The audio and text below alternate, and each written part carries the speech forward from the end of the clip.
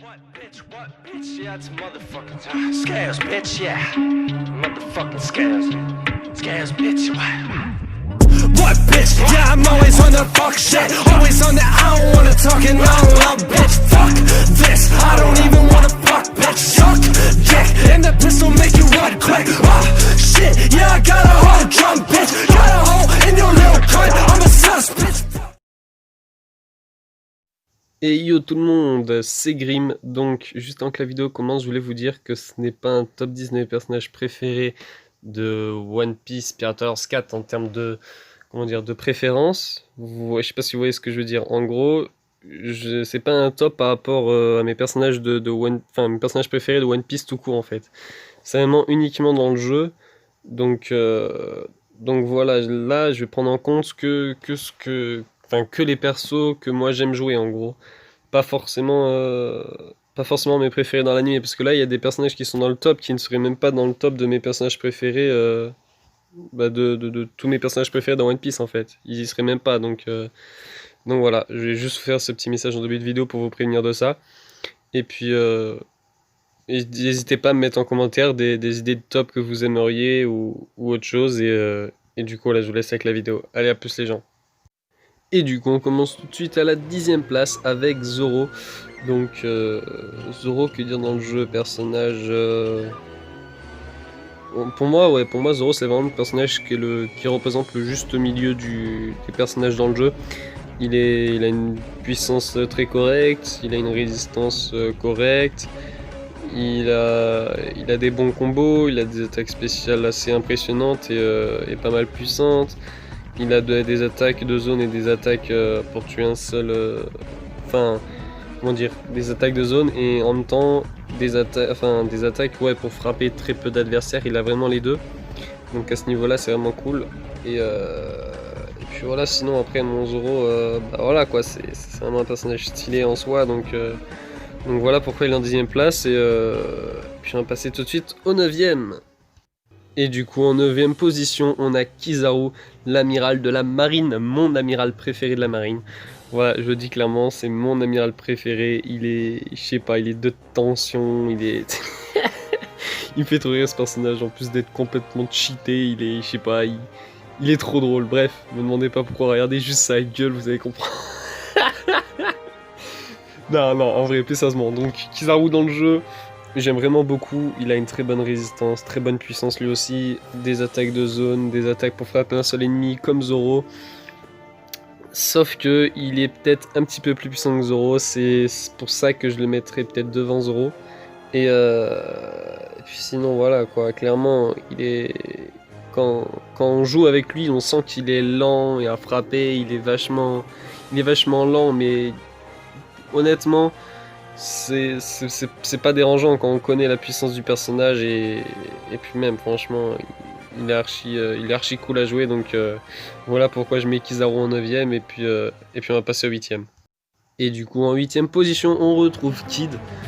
Donc Kid, qu'est-ce que je peux dire sur lui? En vrai de vrai, c'est un personnage dans le jeu qui n'a certes peut-être pas beaucoup d'attaques de zone, en vrai ça c'est peut-être un petit défaut du perso, mais en soi ses coups sont très puissants dans le jeu. Si on cale bien les coups, ils font très mal.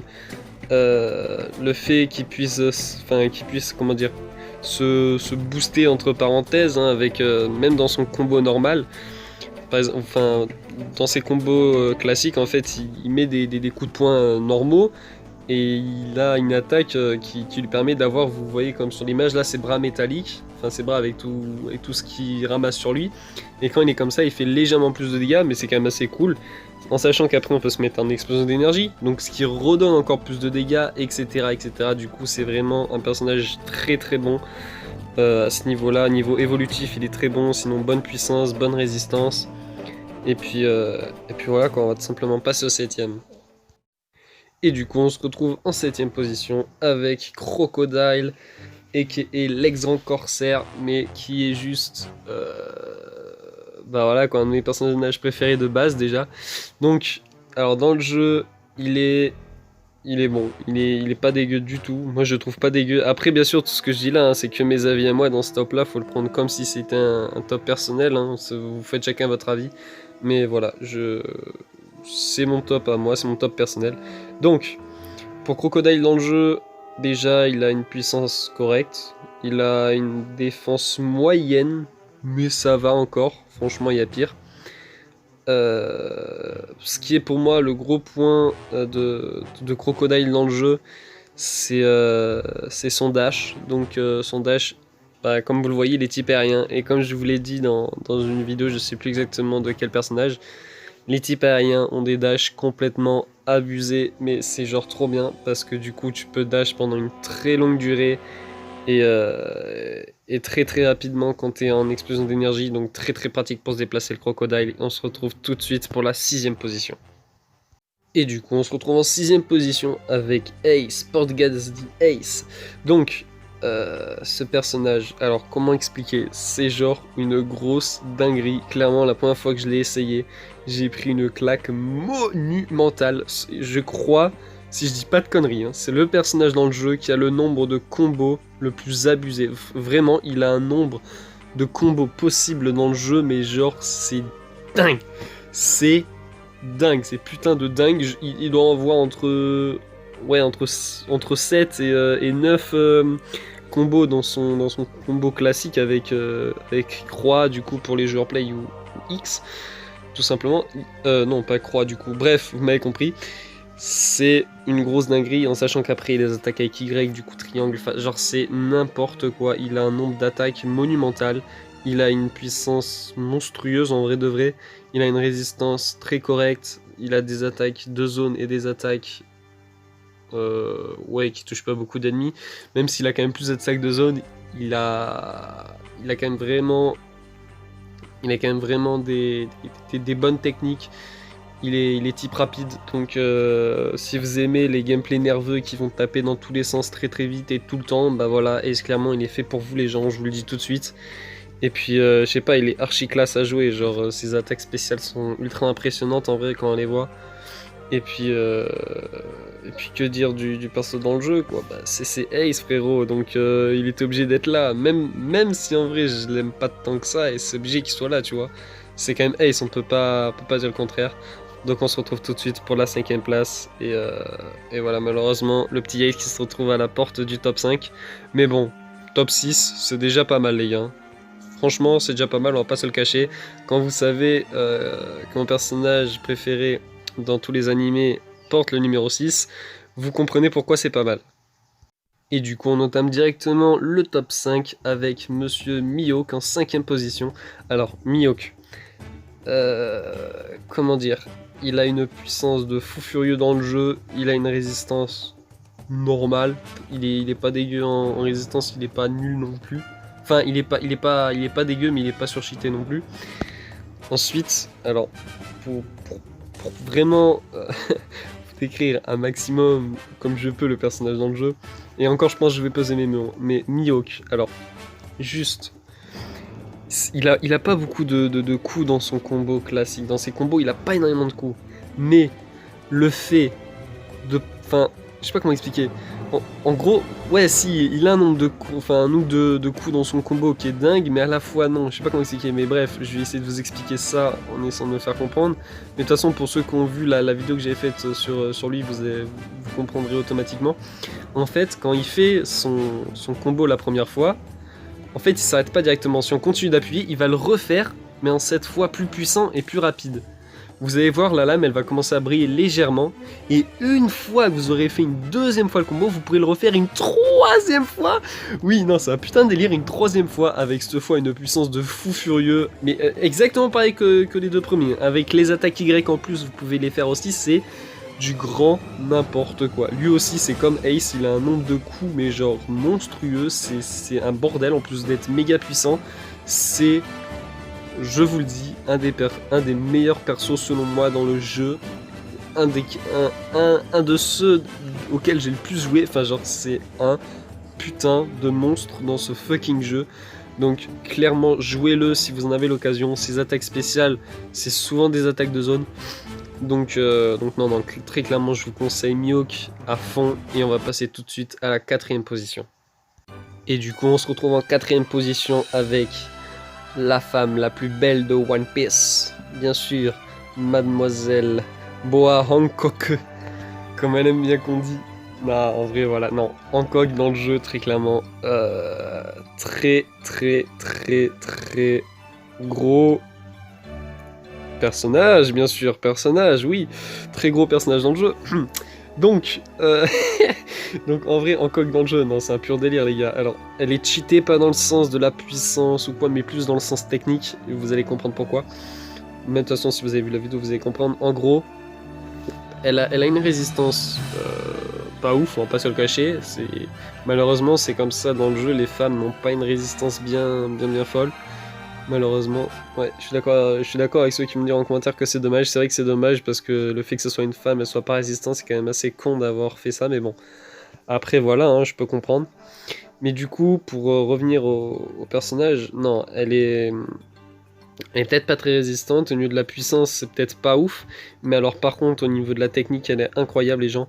Quand vous mettez en explosion d'énergie, écoutez-moi bien, chaque coup que vous allez mettre transforme les ennemis en pierre. Chaque coup que vous mettez transforme les ennemis en pierre. Donc, vous l'enchaînez sans qu'il ne fasse quoi que ce soit. Et croyez-moi, la barre de vie d'un ennemi se barre à une vitesse monstrueuse.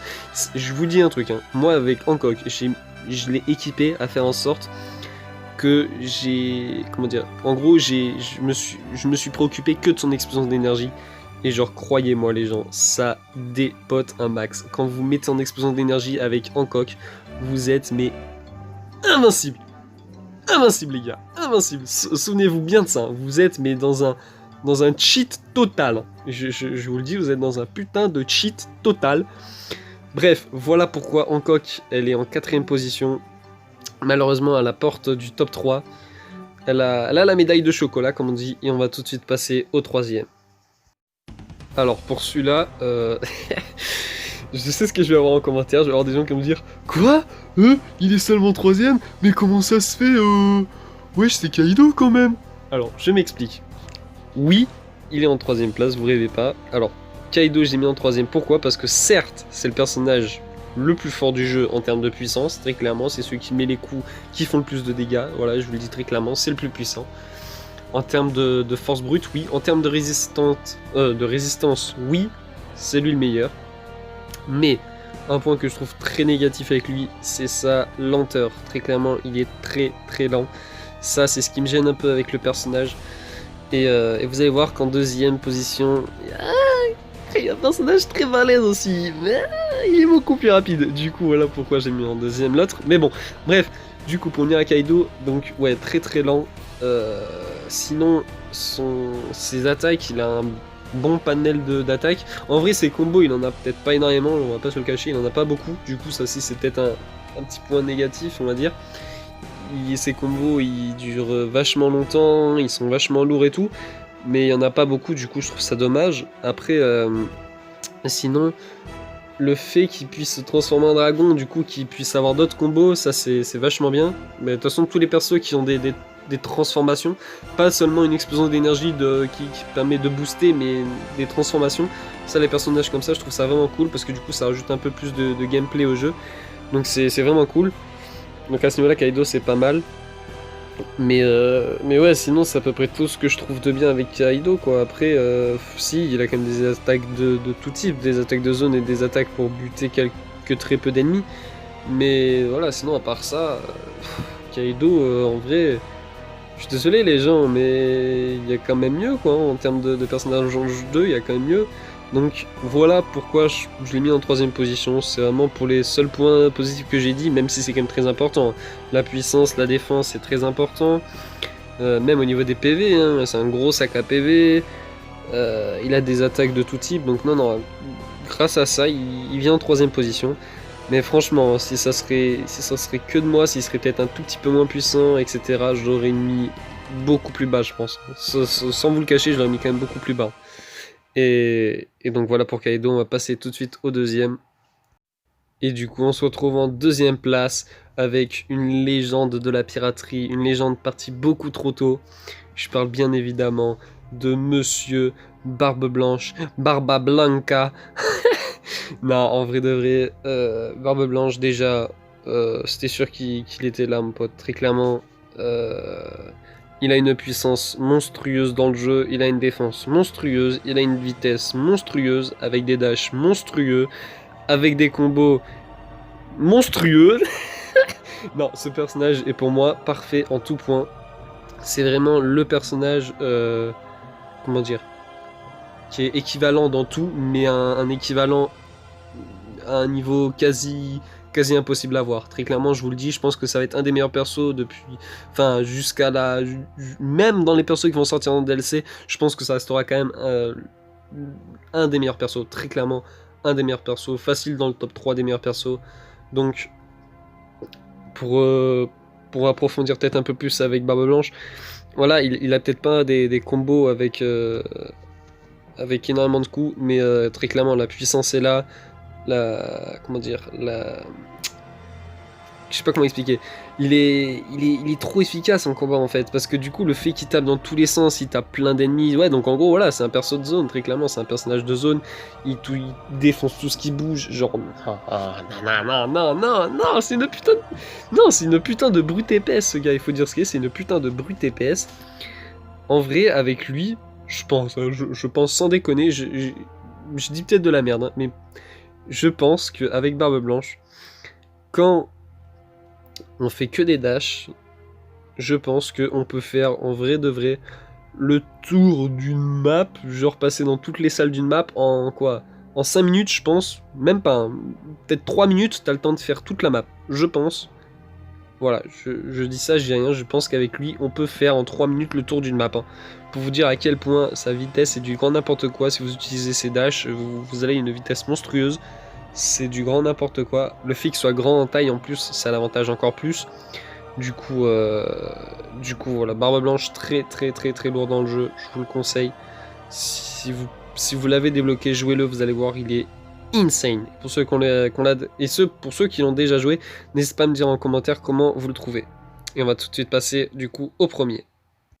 Et du coup, on termine cette vidéo en beauté avec Monsieur Rob Lucci, donc comment expliquer ce personnage, si tu joues avec lui et que tu as une certaine attaque au niveau 3, tu ne peux pas mourir. Je vous le dis, vous ne pouvez pas mourir. L'attaque en question s'appelle Hattori. En gros, Hattori, c'est le nom du petit oiseau qui laisse tout simplement sur son épaule. Et sachez que dès qu'on fait cette attaque spéciale, l'oiseau Hattori, en gros, il va s'envoler peut-être quoi, allez, 30 secondes maximum. En 30 secondes, il vous ramène quoi? La bouffe qui vous redonne toute votre vie. Oui, la bouffe qui vous redonne toute votre vie. Donc en gros, vous spammez cette attaque dès que vous avez plus de vie et vous ne pouvez pas mourir. Dès que vous l'avez, au pire des cas, vous la faites.